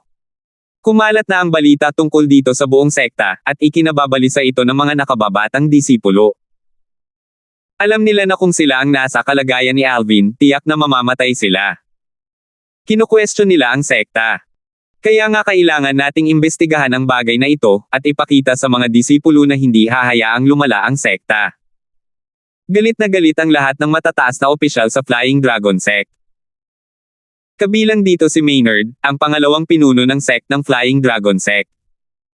Umato siyang parang sabik na siyang mahuli ang salarin habang nasa pulong.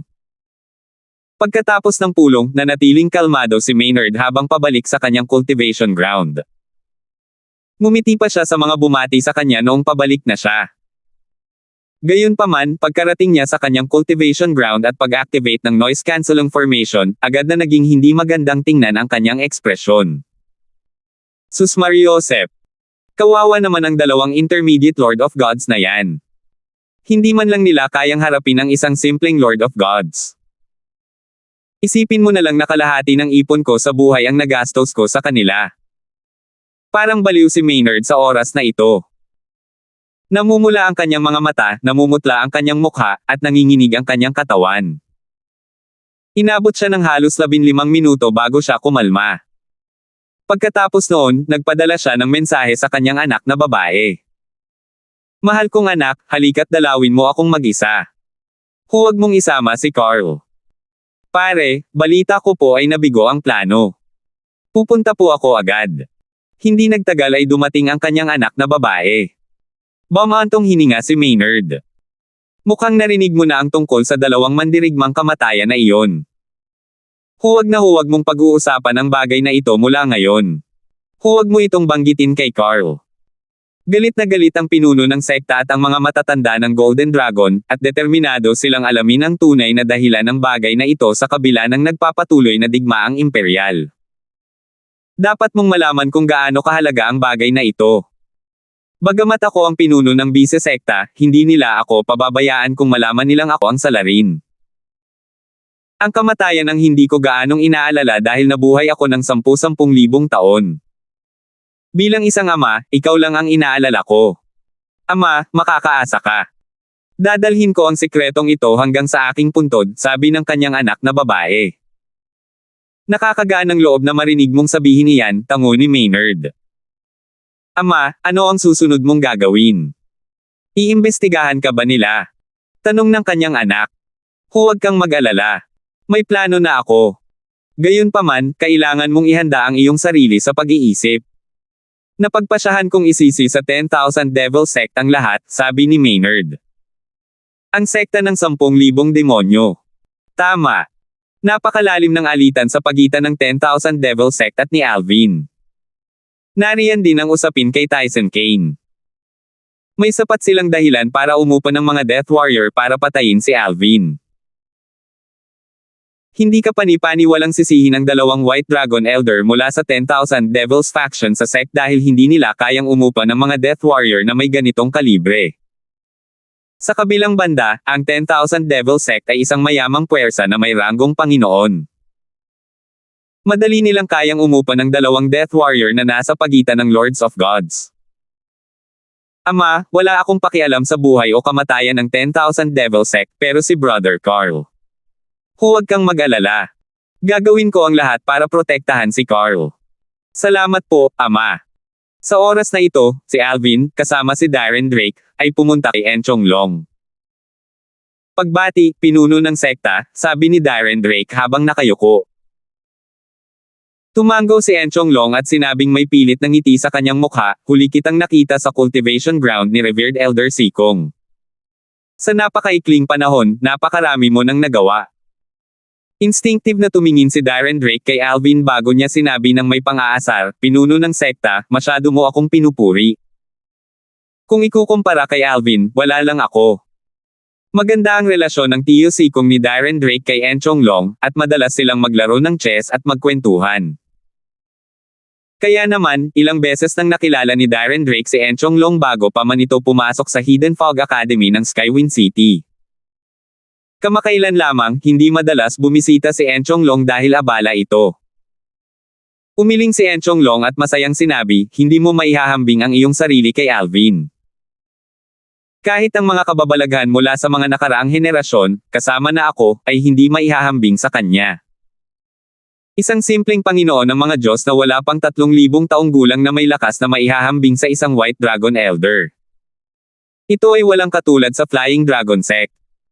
Kumaibat ang mga sulok ng labi ni Enchong Long nang malapit nang matapos ang kanyang mga salita. Bahagyang natigilan si Alvin. Hindi niya inaasahan na ang karaniwang seryosong si Enchong Long ay magkakaroon ng ganitong kasayahan.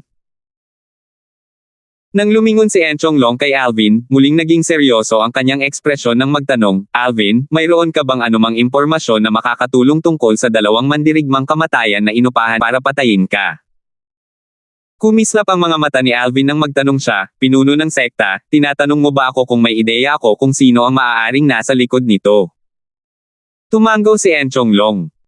Sa katunayan, mayroon akong isang taong nasa isip, walang pag-aalinlangang sabi ni Alvin. Sino yan? Malamig na kumislap ang mga mata ni Enchong Long nang marinig niya ang sagot ni Alvin. Sinalubong ni Alvin ang tingin ni Enchong Long habang sinasabi niya, alinman sa 10,000 Devil Sect o kay Vice Sect Leader Brown. Iisa lang ang pinuno ng Vice Secta na may apelyidong Brown, sa Flying Dragon Sect. Agad na nanliit ang mga mata ni Enchong Long. Patuloy na sinabi ni Alvin, maraming tao ang gustong patayin ako. Gayunpaman, tanging ang 10,000 Devil Sect at ang Vice Sect Leader na si Brown lamang ang may kakayahang umupa ng 2 Death Warrior na Intermediate Lords of Gods para patayin ako sa sect. Natural, haka-haka ko lang ang mga ito. Mahirap para sa atin na maghanap ng mga clue ngayong patay na ang mga Death Warrior, tapat na sabi ni Alvin. Ang 10,000 Devil Sect at si Maynard ay kasing dali lang kalabanan ni Enchong. Sa isang utos lang, madali niya silang mapapaalis. Bukod sa singkit niyang mga mata, nanatiling pareho ang ekspresyon ng mukha niya. Tumango siya at sinabing, sige, naiintindihan ko. Salamat po at sinamahan ninyo ako, ingat lagi mga master.